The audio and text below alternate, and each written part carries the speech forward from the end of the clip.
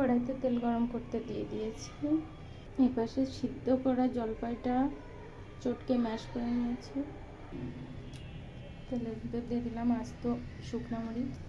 আমি এখানে 3টা দিয়েছি আস্ত শুকনো মরিচ, আপনারা আপনাদের টেস্ট অনুযায়ী দিয়ে নেবেন।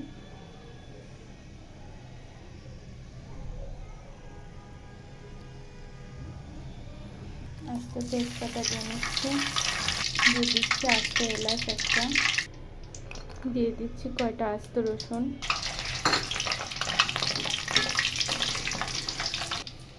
দিয়ে দিব আস্ত 5 ফোড়ন।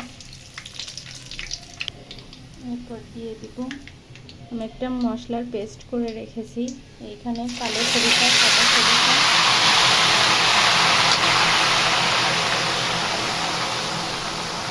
কালো সরিষা, সাদা সরিষা, 2-3টা কাঁচামরিচ, এক টুকরো আদা ছিল, আদাটা আপনাদের পছন্দ মতো, আর রসুনের কোয়া ছিল কয়েকটা। মশলাটা একটু ভাজা ভাজা করে নেব। মশলাটা একটু বেশি দিতে চাইলে দিতে পারেন, আমি আদা কম দিয়েছি। ভিনেগার দিয়ে পেস্ট করেছি, পানি দিবেন না।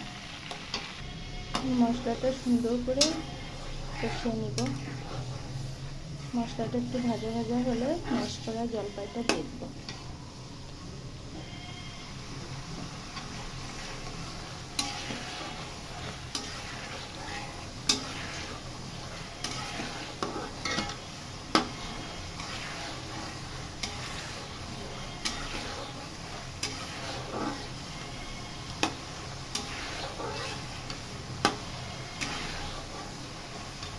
আমি যে আস্ত শুকনো মরিচ দিয়েছি, আপনারা এটা ব্লেন্ড করে দিতে পারতেন মশলার সাথে, আমি দেয়নি।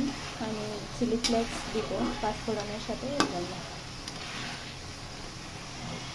এবার জলপাইটা দিয়ে দিচ্ছি।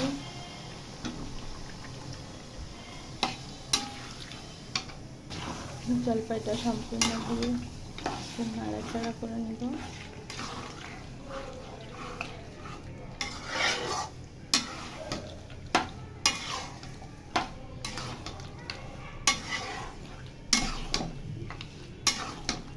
একা হাতে ভিডিও করলে আসলে একসাথে কষ্ট হয়ে যায়, সে 2-3 ধাপে ভিডিওটা করা লাগবে।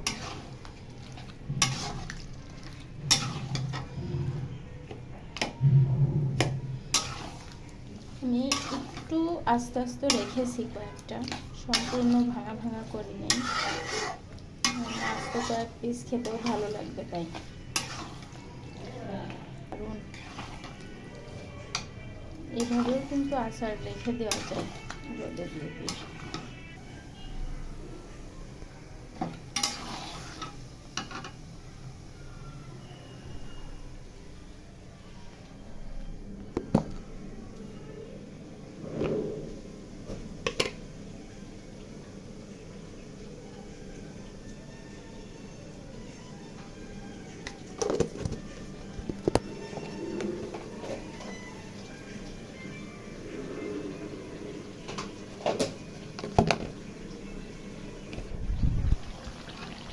যে পরিমাণ মতো লবণ আর হলুদ দিয়ে নিয়েছি।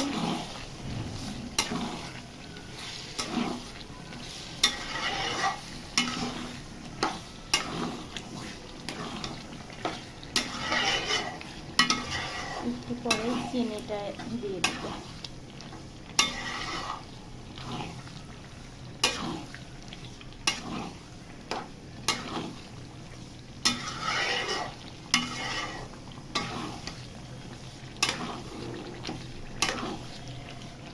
এই যে 5 ফোড়নটা গুঁড়ো করে রেখেছি, এটার কিছুটা আমি এখন দিয়ে দিব।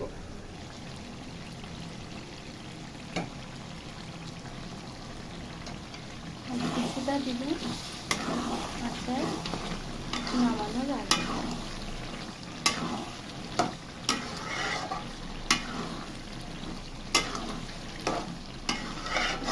সুন্দর ঘ্রাণ বেরিয়েছে।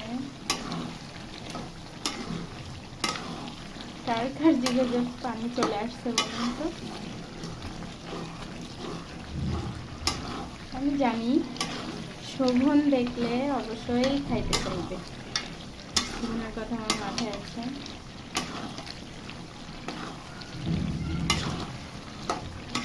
আরও অনেকেই খেতে যাবে, কিন্তু শোভনা স্পেশাল। আপুর কাছে তার আবদার থাকে এটা। জলপাইয়ের আচারটা প্রতি বছর আমার করা হয় মূলত আমার ছোট ভাইটার জন্য। তার খুবই পছন্দ। আম্মু থাকতে আম্মু করে খাওয়াতো, এখন আম্মু নাই তো কী হয়েছে, বোন তো আছে, বোন তার আবদার মেটাবে। এখন আমি চিনিটা দিয়ে দিব।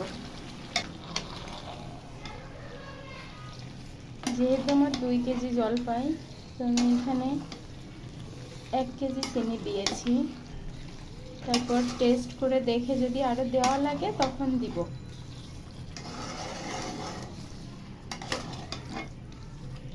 হয়তো আরও দেওয়া লাগবে। চিনিটা দেওয়ার সময় আঁচটা কমিয়ে দিতে হয়, না হলে চিনিটা দলা পেকে আসে। একদম ফুটন্ত টকবগে গরম তেলের ভিতরে চিনিটা না দেওয়াই ভালো। এই পর্যায়ে আঁচটা একটু কমিয়ে দিয়েছি আমি। চিনি থেকে পানি বের হবে, এই পানি শুকালেই আচারটা হয়ে আসবে। তো এটা অনেক সময় লাগবে, তো এখন আমি আর ভিডিও ক্লিপ নিব না। শেষ অংশে আর একটু দেখিয়ে দেবো। এখন আর কিছু অ্যাড করার নাই, যা যা মশলাপাতি দেওয়ার সব দিয়ে দিয়েছি। শেষে একটু পাঁচফোড়নের গুঁড়োটা ছিটিয়ে দিলেই হয়ে যাবে। আর ওই মশলাটাতে যে গুঁড়া মশলাটা দিয়েছি ওর ভিতরে কী কী আছে এটা আর একটা ভিডিওতে আমি দেখিয়ে দিচ্ছি।